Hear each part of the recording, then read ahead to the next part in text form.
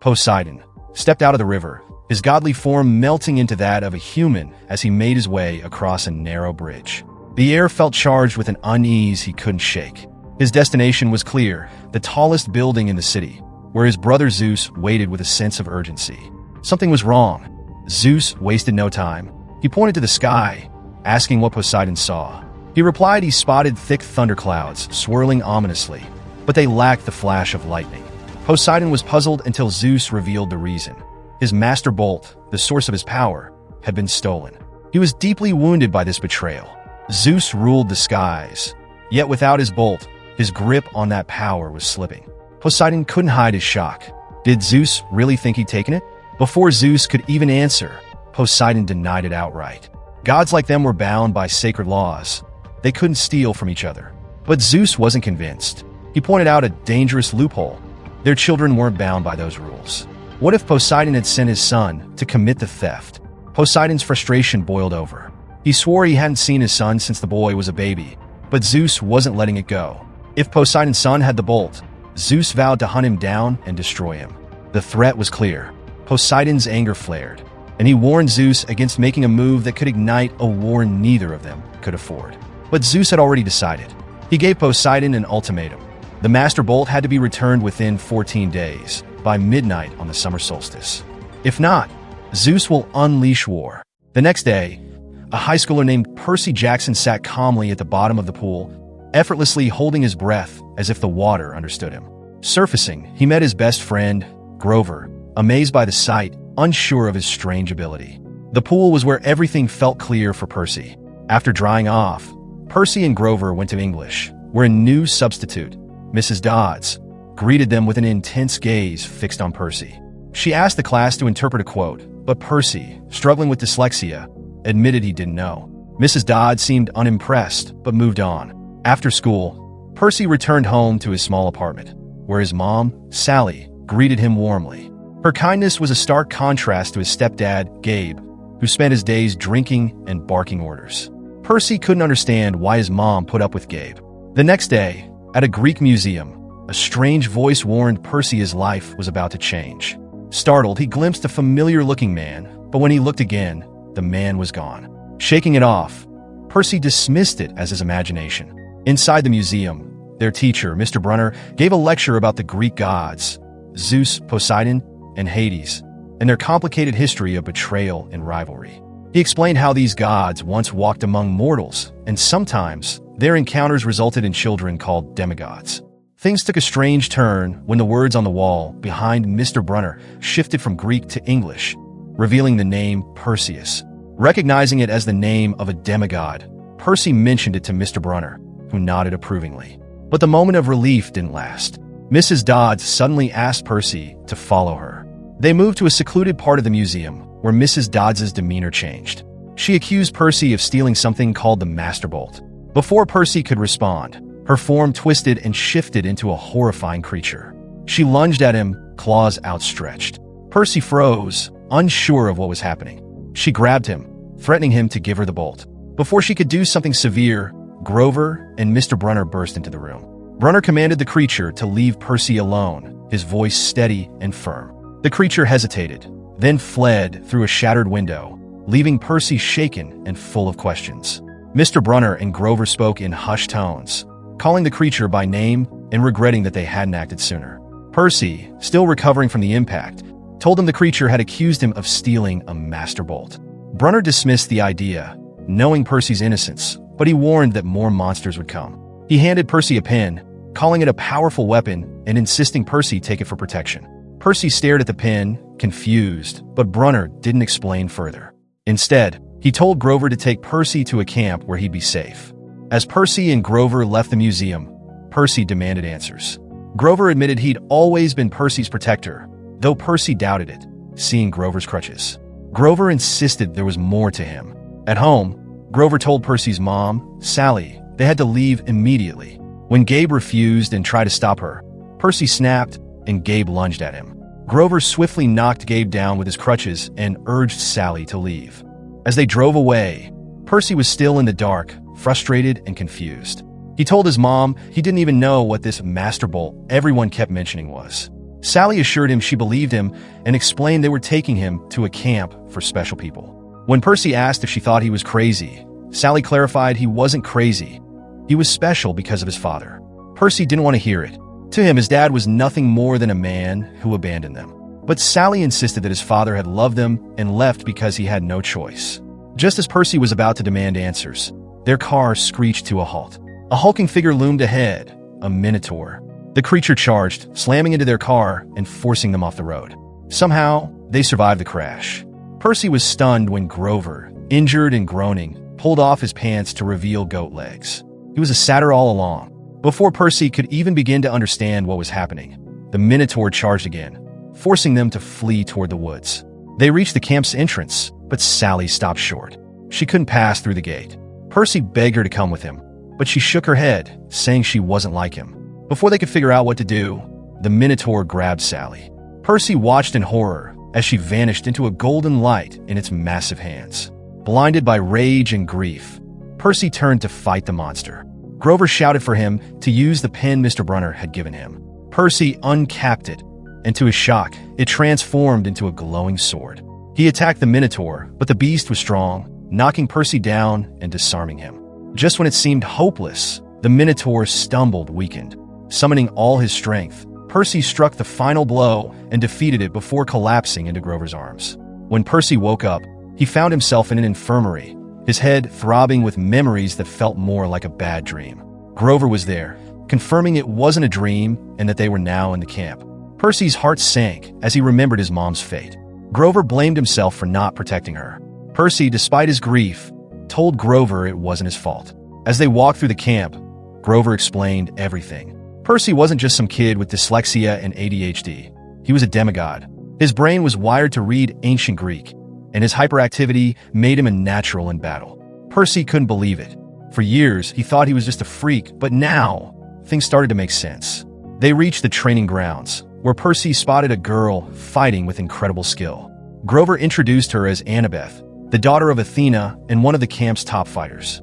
Percy was impressed, but before he could say more, they came across centaurs, and one of them was none other than Mr. Brunner.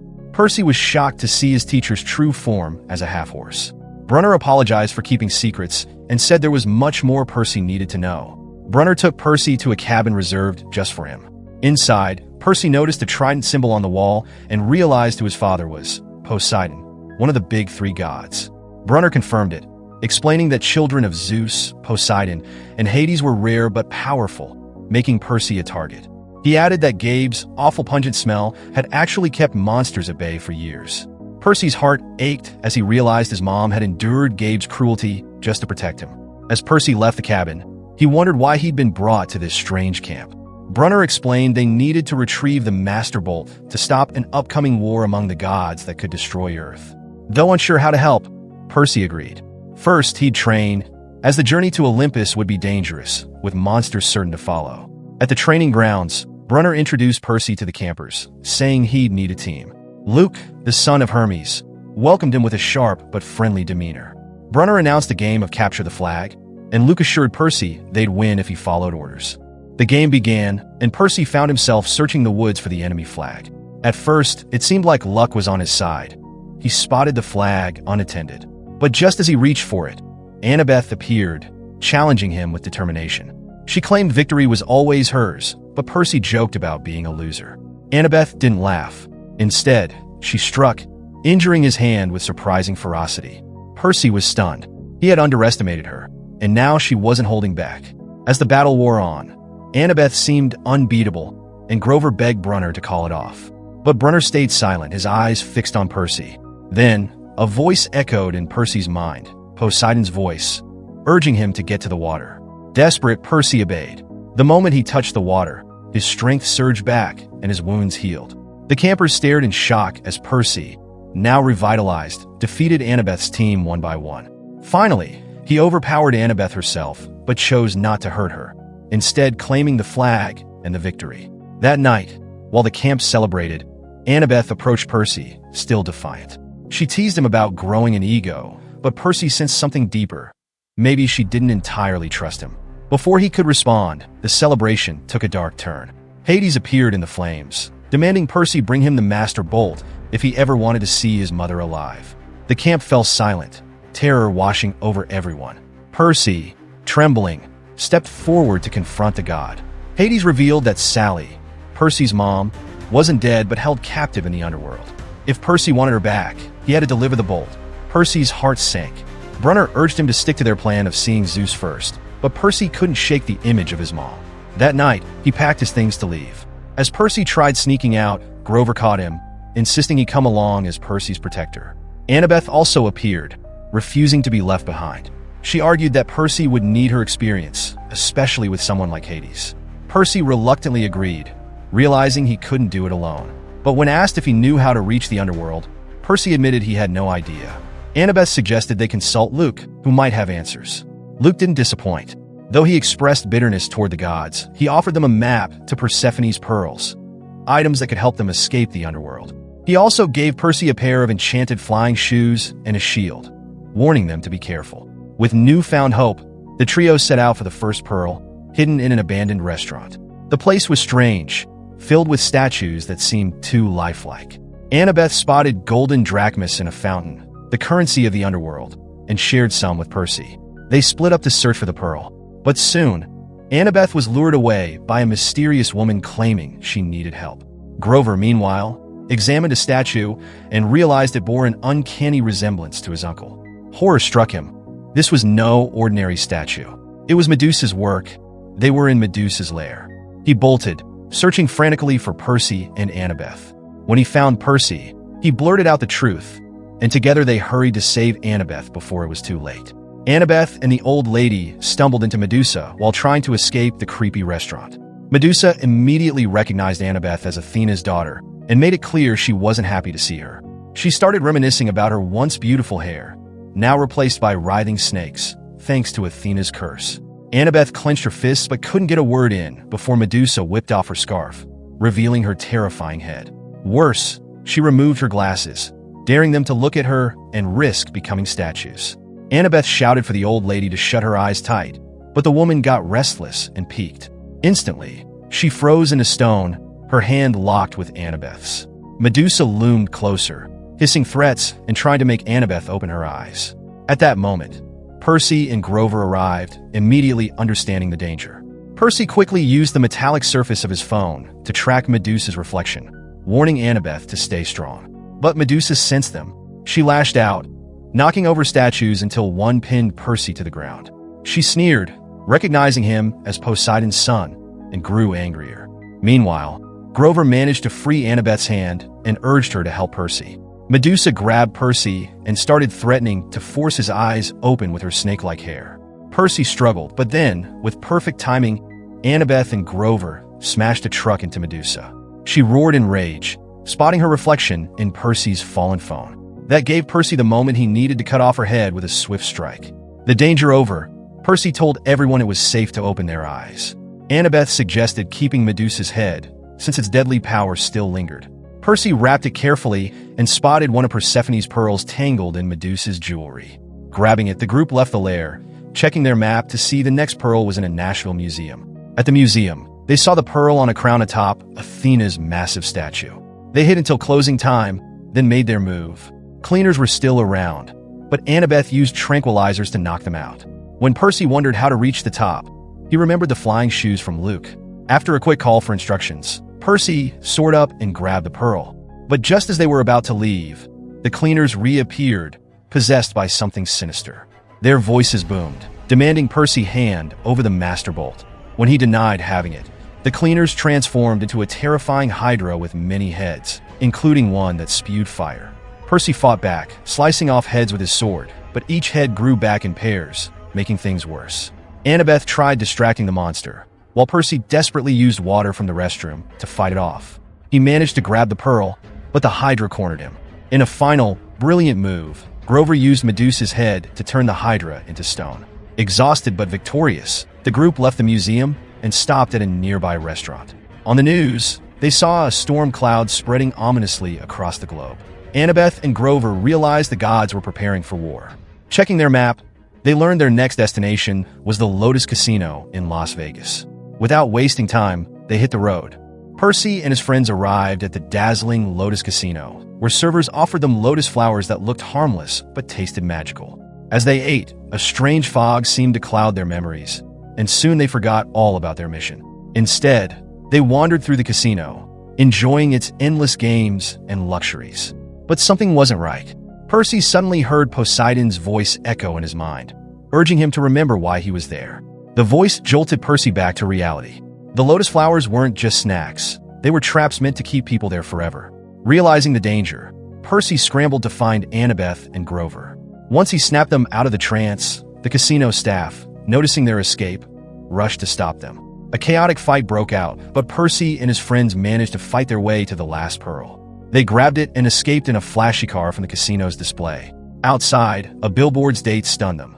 They'd been trapped in a casino for 5 days, though it felt like only hours. With just 1 day left before Zeus' deadline, they raced toward Hollywood, the gateway to the underworld. When they arrived, they found a creepy pit in the sand that led to an underground river. A boatman, grim and imposing, was ferrying souls to the underworld. But since the group was alive, he refused to take them. Grover suggested a bribe, and Percy handed over golden drachmas they had taken from Medusa's lair. The boatman accepted and guided them through the eerie river to the gates of Hades' palace. Inside, hellhounds lunged at them, snarling, but Persephone appeared just in time, calling off the beasts and leading them to Hades. The god of the underworld wasted no time. He demanded the Master Bolt, accusing Percy of stealing it. Percy denied it and begged for his mom's release. Hades, growing suspicious, freed Sally from her cage but warned he'd destroy them all unless he got the bolt. In an emotional moment, Percy hugged his mom, only for his shield to accidentally open, revealing the Master Bolt hidden inside. Hades snatched it, furious, accusing Percy of betrayal. But Percy insisted the shield wasn't his. Annabeth quickly pieced it together. Luke had planted the bolt to frame Percy and deliver it to Hades. Luke was the lightning thief. Hades didn't care about explanations. He ordered Persephone to punish them. But Persephone, tired of her imprisonment and the looming threat of war, turned on Hades, seized the bolt, and handed it to Percy. She urged him to take it to Zeus immediately to stop the chaos brewing among the gods. There was a problem. They only had 3 pearls but 4 people. Grover decided to stay behind, assuring them he'd be fine with Persephone. Percy, Annabeth, and Sally used the pearls and escaped to the surface, landing near a skyscraper that held a portal to Olympus. Just as they prepared to enter, Luke appeared, revealing his betrayal. He didn't just want to frame Percy, he wanted Olympus to crumble so the younger generation of demigods could take control. Luke attacked, managing to grab the bolt and use his flying shoes to gain the upper hand. Percy refused to back down, chasing Luke through the city's skies. Their battle ended on a rooftop where Luke taunted Percy, calling him weak. But Percy summoned all his power, controlling the water from nearby tanks to strike Luke down. Exhausted and defeated, Luke dropped the bolt, and Percy retrieved it. With the bolt in hand, Percy and Annabeth made it to Olympus just as Zeus prepared for war. They burst into the council chamber, interrupting a heated argument between Zeus and Poseidon. Percy handed Zeus the bolt, explaining how Luke had stolen it. Zeus was shocked, but impressed by Percy's bravery. He called off the war and agreed to free Grover from the underworld. Poseidon approached Percy afterward, apologizing for not being there as a father. He explained that Zeus had forbidden the gods from interfering too much in their children's lives. Still, Poseidon promised Percy that he'd always guide him when needed. After the heartfelt exchange, Percy returned to camp with Sally. He promised to visit her often and said his goodbyes.